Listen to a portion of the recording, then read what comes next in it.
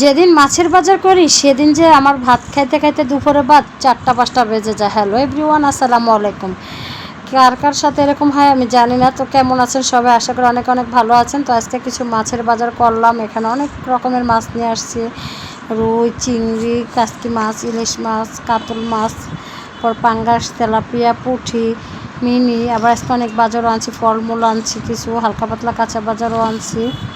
তো যাই হোক, এদিকে হলো একটা তরমুজ আনছি। আমার ছোটো মেয়েটা তো কয়েকদিন ধরে বলতেছে আম্মু মধু মধু, কারণ নিচে গেলেই বলে মধু। তা যাই হোক, এই মধুই আজকে নিয়ে আসলাম। তো এখন তো তরমুজের সিজন না, তারপর কিন্তু অনেক দাম নেয় তরমুজের। আর এদিকে কিছু ফল আনলাম, আপেল আনলাম, মালটা আনলাম, মালটা আনা, ড্রাগন আনছি, আম আনছি, আমরা আনছি। তো এগুলো আমার টাকা, বাজারের টাকা বেশিরভাগ ফলের যায়, কারণ বাচ্চাদের আমি ফল খাওয়াইতে বেশি ভালোবাসি। আবেজাবি থেকে কিছু ফল টল আনানোর পর খাওয়াইলে বাচ্চারাও একটু খুশি হয়। তো যাই হোক, অনেক রকমের ফল নিয়েছি। আর এদিকে হলো আজকে তার ইলিশ মাছ রান্না করবো, যেহেতু ইলিশ মাছগুলো একবারে ছোটো ছিল, কারণ একবারে ছোটো ছোটো সাইজ ছিল, বেশি বড় ছিল না। তো যাই হোক, মাছগুলো একবারে রান্না করার জন্য একবারে মানে এক বেলা হয়ে যায়, এরকম একটা মাছের সাইজ। তো যাই হোক, যেরকমই হোক, যেহেতু মাছের প্রচুর দাম, অনেক দাম কিন্তু মাছের। তো এদিকে হলো যে মাছ আর তরকারি দিয়ে একবারে মিক্সড করে রান্না করলাম। আর লাল শাকও কিন্তু আজকে আনছি, ডাটা দিয়ে ইলিশ মাছ। আর এদিকে এবার জাম্বুরাও নিয়ে আসছিলাম। তো জাম্বুরাগুলো ঝাল করে মরিচ দিয়ে, শুকনো মরিচ দিয়ে মাখা করলাম। তো মাখা করার পর একবারে ঝাল করে মাখলাম। তো মাইখা পরে হলো মানে খাইলাম, এত মজা লাগতেছিল। মানে একটু ঝাল হচ্ছে তো প্রচুর মজা লাগছে, মানে অনেক মজা লাগছে। তো যাই হোক, এদিকে জাম্বুরা মাখাটা কে পছন্দ করেন, এই সিজনে কে খাইছেন অবশ্যই কমেন্টে কিন্তু জানাবেন। আমার কাছে কিন্তু জাম্বুরা মাখাটা বেশ ভালো লাগে।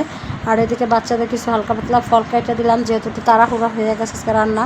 আপেল, আম, আমরা, তরমুজ কাইটা দিলাম।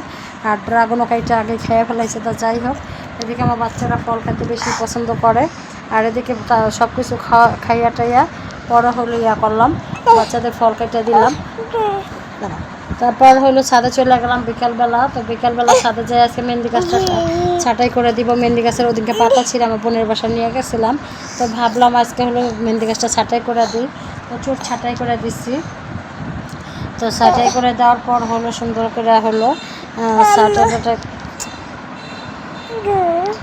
ছাঁটাই করে দিলাম। তো ছাঁটাই করে দেখেন মেহেন্দি গাছটা একবার শর্ট বানিয়ে ফেলাইছি। তো যাই হোক, এদিকে মেহেন্দি গাছটা একবার কাটতেছে, মায়াও লাগতেছে, কিন্তু নতুন পাতা গজাবে, এই জন্য হলো একবারে ছাঁটাই করে দিলাম। ছাঁটাই করে হলো এদিকে হলো আজকে একটু গাছে একটু খাবার দিয়ে দিলাম। তো গাছে খাবার দিয়ে দেওয়ার পর হলো সুন্দর করে করলাম। তো বাসা চলে আসলাম। এদিকে হলো একটা আলু দিয়ে বাচ্চাদের বিকেলে একটা নাস্তা বানাই দিলাম। তো নাস্তাগুলো একটু তেলে ভেজে দেবো।